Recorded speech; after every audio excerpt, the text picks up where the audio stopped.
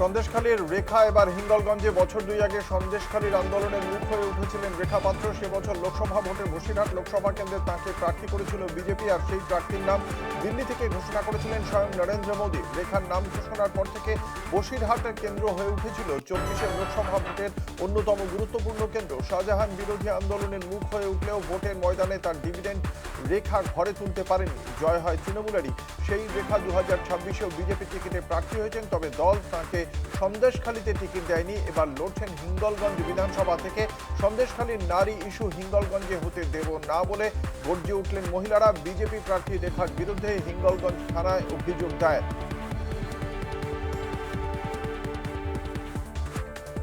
প্রথম দফা নির্বাচনের আগে শেষ রবিবাসরীয় প্রচার। 25 নম্বর ওয়ার্ডের হনুমান মন্দিরে পুজো দিয়ে প্রচার শুরু বিজেপি প্রার্থী শঙ্কর ঘোষের। প্রচারে বেরিয়ে শিলিগুড়ির তৃণমূল কংগ্রেসের প্রার্থী গৌতম দেবের বিরুদ্ধে আর্থিক দুর্নীতির অভিযোগ তোলেন শঙ্কর। তার অভিযোগ, শিলিগুড়ি পুর নিগমে যত মেয়র ছিলেন তাদের কারোর বিরুদ্ধে আর্থিক প্রতারণার কোন রকম অভিযোগ এখনো পর্যন্ত দেখা যায়নি। শিলিগুড়ি পুর নিগমের একাধিক মেয়র পরিষদের দায়িত্ব নিজে নিয়ে রেখেছেন মেয়র হিসেবে তিনি ব্যর্থ। ক্যালেন্ডারের তারিখে হয়তো এটা শেষ রোববার, কিন্তু প্রচার তার যা এই মুহূর্তে নির্বাচনের আগে, সেটা এই সময় সব পার্টির ক্ষেত্রেই তুঙ্গে থাকে। ফলে স্বাভাবিকভাবেই 365 দিন মানুষের সাথে থাকার চেষ্টা করে। জয় শ্রীরাম, জয় শ্রীরাম।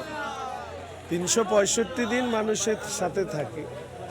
নতুন করে আর আমার মনে হয় না যে আরও যে পরিশ্রম আমি নির্বাচন না থাকলেও করি, সেই পরিশ্রম আমি নির্বাচনের সময়ও করি। আলাদা করে আমার কাছে বাড়তি প্রচার বা বাড়তি এফোর্ট দেওয়ার প্রয়োজন হয় না।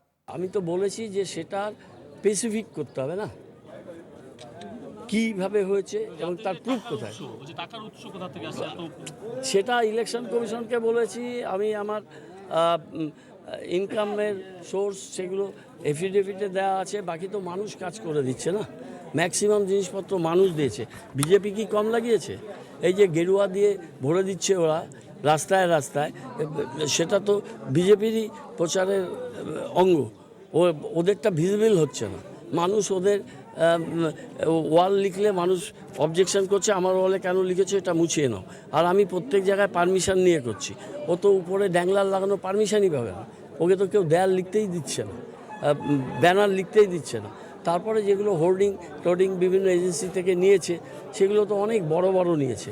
আরেকটা জিনিস দেখেছেন তো, মোদিজি ছবির পাশে স্থানীয়ভাবে দিয়েছে, কিন্তু ওদের কেন্দ্রীয় প্রচার যেটা এসছে সেখানে প্রার্থীর কোনো ছবি নেই। আর অন্যান্য কাউখালীতে অন্যান্য প্রার্থীরা এসে বক্তৃতার পর বক্তৃতা দিয়ে গেলেন, কিন্তু এখানকার বিধায়কের কোনো বক্তৃতা তাকে দেওয়া হয়নি। এটা আমার খুব খারাপ লেগেছে। শঙ্করকে একটু বক্তৃতা দিতেই পারতো, সেটা কেন যে দিল না বিজেপি? উনি এত বড় নেতা নিজেকে এস্টাবলিশ করেন, chief whip of the opposition. Chief whip of the অপোজিশনকে বাদ দিয়ে ফালাকাটার প্রার্থী, অমুক জায়গার প্রার্থী, তমুক জায়গার প্রার্থী বলছে। আর কাওয়াখালী শিলিগুড়ির থেকে শিলিগুড়ি লাগোয়ায়, সেই কাওয়াখালীতে ওকে বক্তৃতাও দিতে দিল না। আর প্রধানমন্ত্রী বাগডোগরা পদযাত্রা করলেও শিলিগুড়িটাকে এড়িয়ে গেল। ভোটমুখী বঙ্গে ফের বোমা উদ্ধার। এবার হটস্পট নন্দীগ্রামে তৃণমূল নেতার বাড়িতে বোমা উদ্ধার। নন্দীগ্রাম 1-এর দাউদপুর অঞ্চলে তৃণমূলের জেলা পরিষদের জনস্বাস্থ্য কর্মাধ্যক্ষ শেখ শামসুল ইসলামের বাড়ি থেকে উদ্ধার বোমা। কোথা থেকে এলো বোমা, কেনই বা মজুত রাখা হয়েছিল, তদন্তে পুলিশ। বিজেপির চক্রান্ত বলে অভিযোগে তৃণমূল নেতার পরিবারের। উপরে একটা কি ফুটলা, তারপরে একটা জোরদার ডিবাটায় দেখা গেল। তারপরে আমার সে নাতনিটা ওই এটাই না দাঁড়িয়ে ওটাই ওটা দেখছিল। ওটা পড়ে গিয়ে বাস্ট হয়ে বিকট আওয়াজ হয়েছে, আওয়াজ হয়ে আমার পায়ে লেগেছে, হাতে লেগেছে।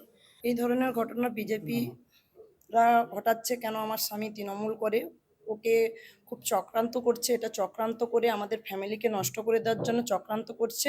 প্রতিনিয়ত বিজেপি দুষ্কৃতীরা মামলায় দিয়েই চলছে। ও কিছুই জানে না, কিন্তু সব মামলাটা দিয়ে চলছে।